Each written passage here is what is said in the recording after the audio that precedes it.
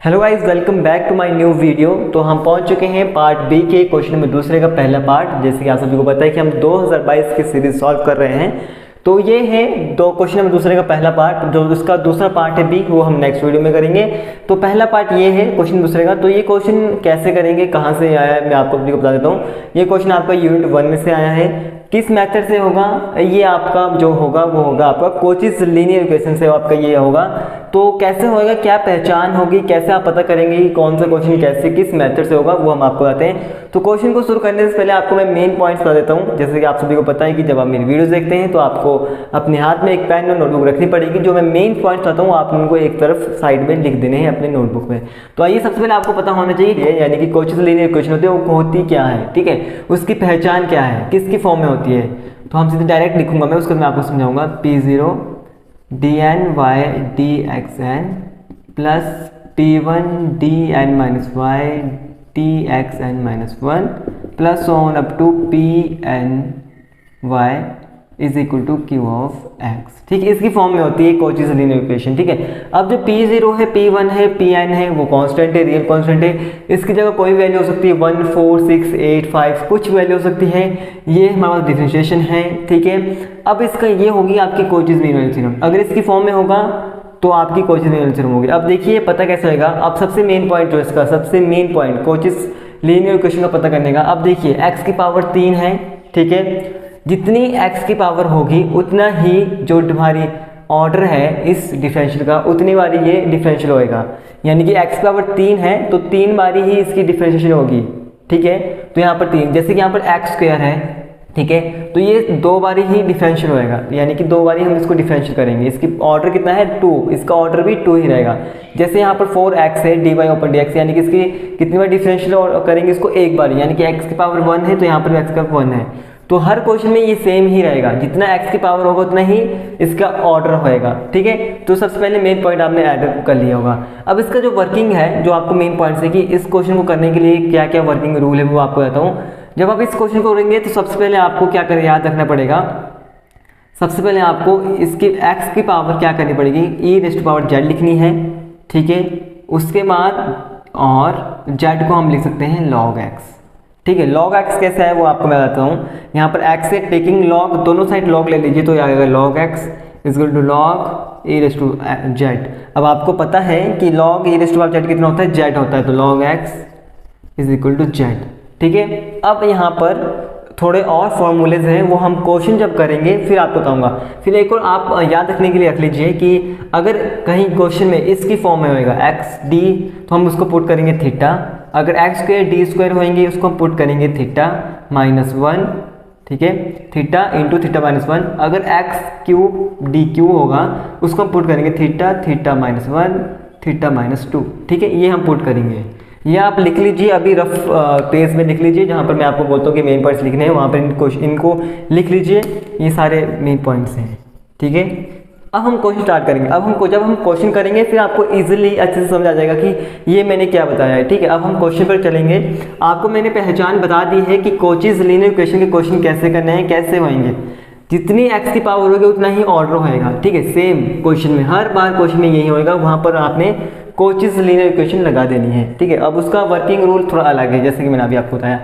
तो सबसे पहले आपको इसने क्या लिखना है, सिंबॉलिक फॉर्म में लिखना है। देख लीजिए, अब ध्यान सुनिएगा कैसे करना है, इन सिंबॉलिक फॉर्म। अब सिंबॉलिक फॉर्म में आपको पता है कि dy ओवर dx को हम किससे डिनोट करते हैं, d से डिनोट करते हैं। तो ये सिंबॉलिक फॉर्म में बन जाएगा x के पावर 3 और d के power 3 plus 6x square D square plus 4x d minus 4y is equal to log x square. लगे पता कैसा है डी स्क्वायर, सिंपल सा हमने dy और dx को हमने d माना है, यहाँ पर इसका ऑर्डर 2 है तो हमने 2 लिया, यहाँ पर 1 है तो वहाँ 1 लिया, 4 तो y ये आ गया। ठीक, इतना हो गया, इतना पता लग गया आपको कैसे किया। अब मैंने आपको बताया था कि वर्किंग रूल में आपको मैंने बताया था कि पुट, इसको आप इक्वेशन नंबर 1 दे दीजिए। ठीक है, put x is equal to e⁻z और z is equal to log x। यानी कि z को आपने क्या लिखना है, जहाँ पर log x है उसकी वैल्यू आपने z कर देनी है। log x की जगह आपने क्या लिखना है, z। ठीक है, अभी हम आप क्वेश्चन करेंगे फिर से। नाउ अब मैंने आपको बताया था कि जहाँ भी x d होगा उसे पुट करना थीटा ठीक है। और जहाँ एक्स स्क्वायर डी स्क्वायर होगा उसको पुट करना है थीटा, थीटा माइनस 1। और जहाँ एक्स की पावर 3 डी की पावर 3 होगा उसको पुट करना है theta, theta minus 1, theta minus 2। ऐसे आगे तक चलते रहेगा जितनी यहाँ पर हमारे पास पावर दी होगी और ऑर्डर दिया होगा, ठीक है। अब इन सबको आपने क्या करना है, पुट करना है इन इक्वेशन 1, ठीक है। कर दो इन इक्वेशन 1, पुट करना है इक्वेशन 1 में। अब देखिए x3 डी की पावर 3, तो क्या पुट करना है, ये वाली वैल्यू पुट करनी है। तो कर दीजिए, यहाँ से हम स्टार्ट करते हैं x3 theta, theta minus 1, theta minus 2, ठीक है।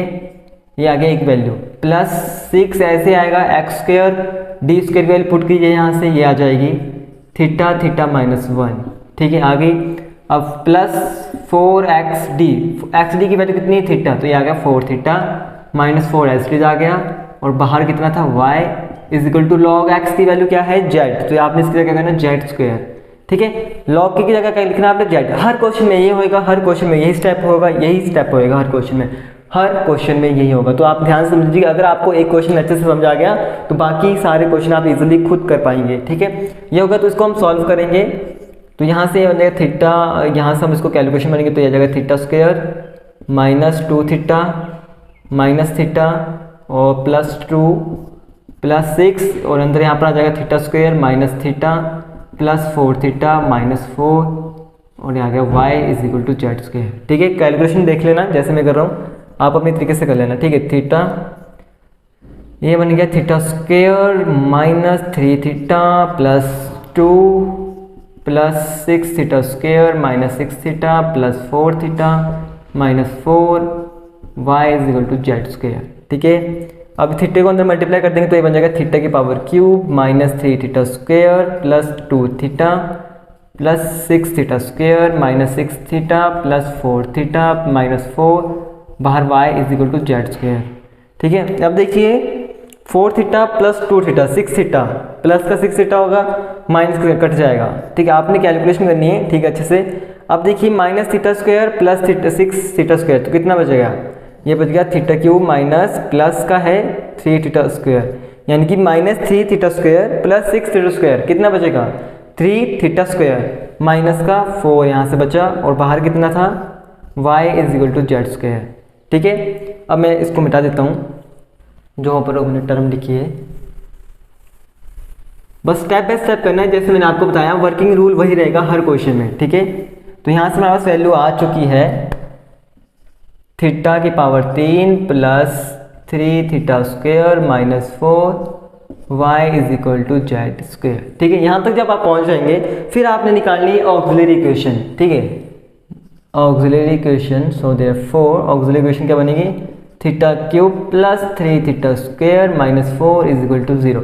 अब थीटा के लिए सॉल्व करना है। अब आपको पता है कि पावर 3 है तो हमने थीटा की जगह पहले 1 पुट करके देखना है। अगर 1 पुट करके 0 आ गया तो ये हमने किससे डिवाइड करना है थीटा माइनस 1 से। अब देखिए थीटा क्यूब अगर हम 1 पुट करेंगे इसमें तो ये बन जाएगी, अब ये रफ काम है। अब देखिए अगर हम थीटा की जगह क्या पुट करेंगे 1 तो ये बन जाएगा 1 प्लस 3 1 का square minus 4 is equal to 0, 1 plus 3 minus 4 is equal to 0, 4 is equal to 0, 0 is equal to 0, ठीक है। तो हाँ, तो हमने जब थीटा की वैल्यू 1 पुट की तो ये 0 हो गया। तो हमने क्या करना है इस पूरी टर्म को theta cube plus 3 theta square minus 4 को थीटा माइनस 1 से डिवाइड करेंगे तो क्या बनेगा यहाँ theta square theta cube minus theta square, ये कट गया, ये यहाँ पर प्लस का आ गया, ठीक है। फिर ये बना हमारे पास 4 थीटा स्क्वायर माइनस 4, तो यहाँ पर बच गया हमारे पास प्लस का 4 थीटा, तो ये बन गया हमारे पास 4 थीटा स्क्वायर माइनस 4 थीटा, ये कट गया, ये प्लस का तो 4 थीटा माइनस 4 और यहाँ पर बनेगा प्लस 4 से हम मल्टीप्लाई करेंगे तो ये बन जाएगा 4 थीटा माइनस 4, ठीक है, हमने ठीक लिखा। फिर ये बन जाएगा थीटा की माइनस 1 और यहाँ पर बन जाएगा theta square plus 4 theta plus 4, ये वैल्यू आ गई, ठीक है। अब ये वैल्यू को तो इसको हमने क्या करना है क्वाड्रेटिक इक्वेशन से सॉल्व करना है आप, ठीक है। अब हमने थीटा की जैसे हम पहले करते थे ना, यहाँ पर डी होता था, अब डी के लिए सॉल्व करते थे, अब हमें थीटा के लिए सॉल्व करना है तो फिर वही फॉर्मूला लगेगा जो क्वाड्रेटिक फॉर्मूला है, फिर हम इसको अप्लाई करेंगे, फिर क्या वैल्यू आएगी देखते हैं। तो यहाँ से जो वैल्यू आएगी हम अब पुट करेंगे theta is equal to minus B, तो -4 plus minus B square 16 minus 4ac तो यानी कि 16 आ गया यहाँ पर भी, अपॉन में आ जाएगा 2a यानी कि 2a, तो -4 प्लस माइनस अंडर 0 2 आ गया is equal to -4 plus minus 0/2, तो यहाँ से थीटा की वैल्यू कितनी आ जाएगी -2 समझ गए कैसे आए। अगर कोई कन्फ्यूजन होगा तो आपने कमेंट कर देनी, आपको बता दूँ कैसे आए। -4/2 प्लस 0 था, यहाँ पर -4 -0/2 दो वैल्यू आएगी यहाँ थीटा की, तो so therefore theta is equal to 1 -2 ये आई आपका थीटा की वैल्यू। ठीक है, अच्छे से कैलकुलेशन करनी है जैसे मैंने करवाई, ये रफ काम में करना है, सीधा आपने यहाँ पर इसके बाद ये लिखना है, ये वाला स्टेप लिखना है, उसका ये वाला स्टेप लिखना है, लिख दिया। अब हमने थीटा की वैल्यू निकाल ली, थीटा की वैल्यू हमारे पास आई 1 -2 अब देखिए जब हम इसके कॉरस्पॉन्डिंग फैक्टर निकालेंगे तो क्या निकलेंगे, यहाँ पर एक डिफरेंट रूट है, दो सेम रूट है, तो डिफरेंट रूट के लिए जो बनेगा वो बनेगा C1 e⁻z। यहाँ पर हमने x की जगह z लेना है क्यों, z को लेकर चले हैं। ठीक है, अब प्लस सेम रूट से सेम रूट्स के लिए क्या फॉर्मूला था, e⁻²2z C2 प्लस C3z। ठीक है, यहाँ तक पहुँच गए। हमने x की जगह z लिखना है, क्यों लिखना है, क्योंकि हमने पहले आपको, मैंने क्वेश्चन शुरू करने से पहले हमने आपको बताया था put x is equal to e⁻z and z is equal to log x, तो हम z लेकर चले थे, log x से जब हमने z पुट किया था फिर हमारे पास ये कॉन्स्टेंट फैक्टर है। अब आपने क्या करना है, e⁻z की जगह आपने x पुट कर देना है, जहाँ जहाँ भी आपको e⁻z दिखेगा वहाँ पर हमने x पुट करना है और z की जगह log x पुट करना है, तो कर दीजिए। तो C1 e⁻z की जगह कहना है x लिखना है, e⁻z की जगह क्या लिखना है आपने x लिखना, तो ये बनेगा x की पावर -2 C2 प्लस C3z की जगह क्या लिखेंगे log x। ठीक है, ये आ गया आपका कॉरस्पॉन्डिंग फैक्टर। ठीक है, अब हम निकालेंगे PI पार्टिकुलर इंटीग्रल। इतना हो गया, इतना जब आप कर लेंगे, अगर आपको यहाँ तक कुछ भी अभी डाउट्स है तो आप कमेंट कीजिए, टेलीग्राम फॉलो कीजिए, लिंक डिस्क्रिप्शन में दिया गया है। अब हम आगे फॉलो करेंगे, ये हमारे पास आ गया कॉरस्पॉन्डिंग फैक्टर, तो हमारे को ये हम साइड में लिख देते हैं, क्योंकि जब हम लास्ट में आंसर निकालेंगे तो हम दोनों को ऐड करना पड़ेगा। तो CF आया हमारे पास, क्या आया हमारे पास C1x plus x -2 C2 plus C3 log x। ठीक है, ये आया, इसको हम लास्ट में लिख देंगे। ठीक है, अब हम निकालेंगे PI। अब PI कैसे निकालेंगे वो हम आपको बताते हैं। तो now PI is equal to 1/, अब यहाँ पर कौन सी वाली लिखेंगे, ये वाली लिखेंगे θ³ प्लस 3θ² -4z²। ठीक है, z है यहाँ पर, ये स्क्वायर है। ठीक है, यहाँ पर लगेगा रूल नंबर 3।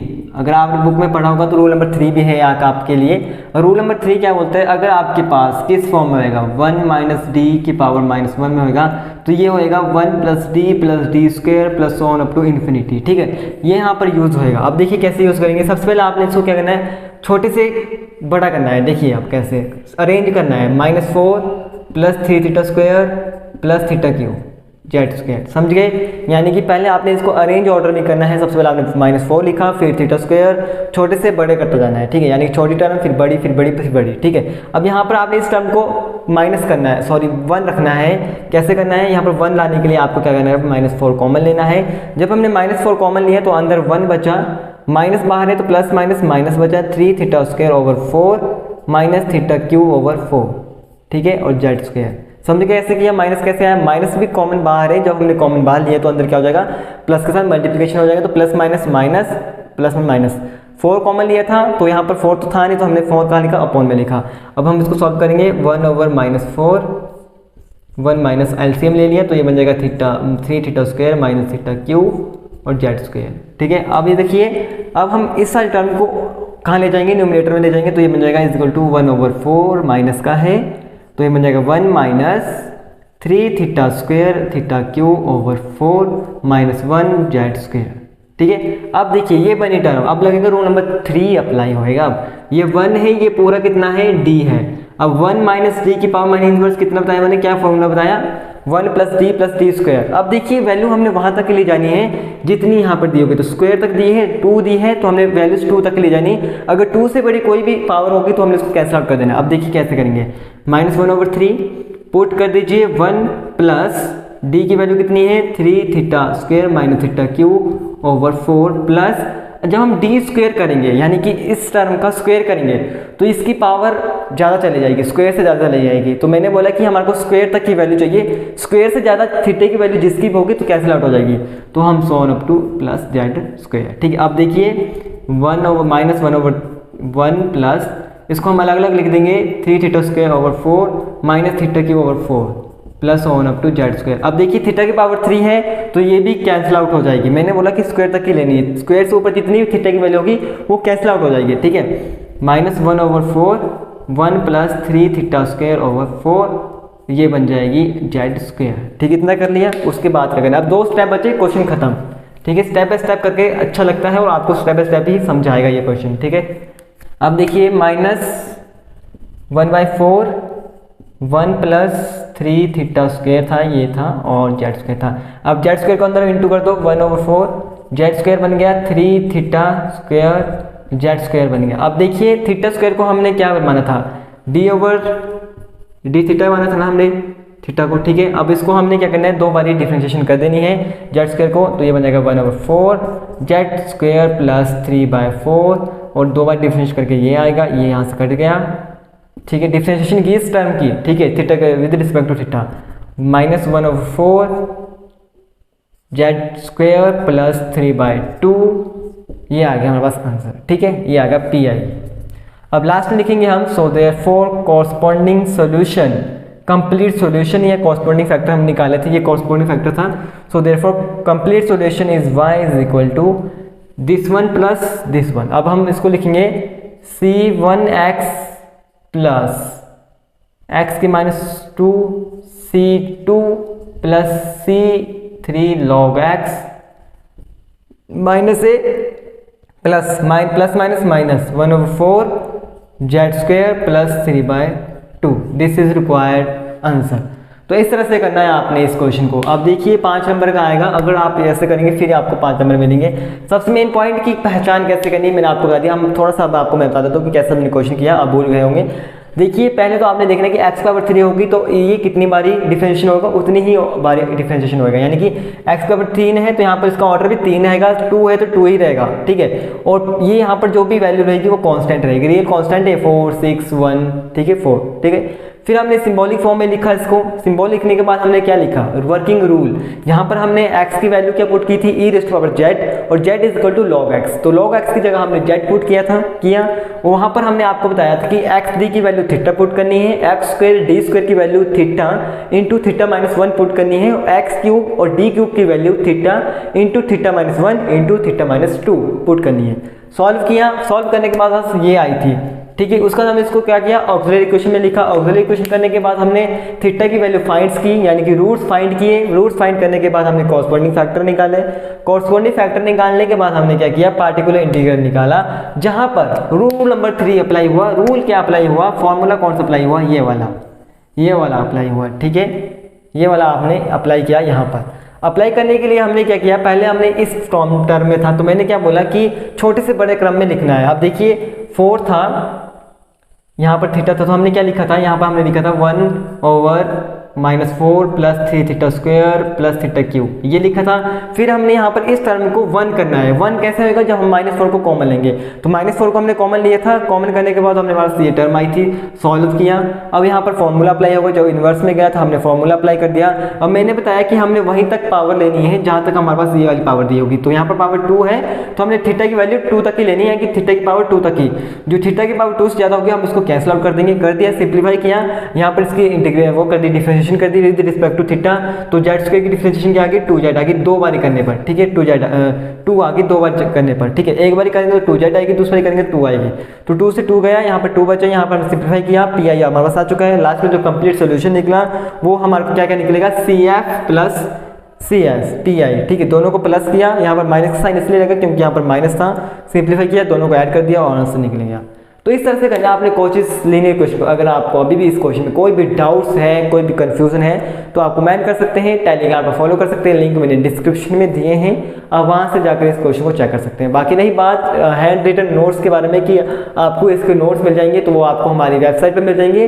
वेबसाइट का लिंक डिस्क्रिप्शन में दिया गया है, तो आप जरूर से डिस्क्रिप्शन जरूर चेक कीजिएगा, बहुत ही हेल्पफुल रहेगा। तो बाकी इस क्वेश्चन को इस तरह से करना है। अगर एग्जाम में इस टाइप के और क्वेश्चन आते हैं तो घबराना नहीं है, कोशिश करनी है, क्वेश्चन करने की, ठीक है। सोचना है कि कैसे होएगा, किस मेथड से होएगा। मैंने आपको पहचान बता दी है कि कैसे आपको पहचान करनी है, तो उस तरीके से आपने ये क्वेश्चन करना है। आई होप आपको क्वेश्चन बड़ा समझ आ गया होगा, वीडियो अच्छी लगी होगी तो दोस्तों का जो शेयर करना है। तो मिलते हैं अगले पार्ट के साथ, क्वेश्चन दूसरे का बी पार्ट नेक्स्ट वीडियो में। तब तक के लिए thanks for watching. Vande Mataram.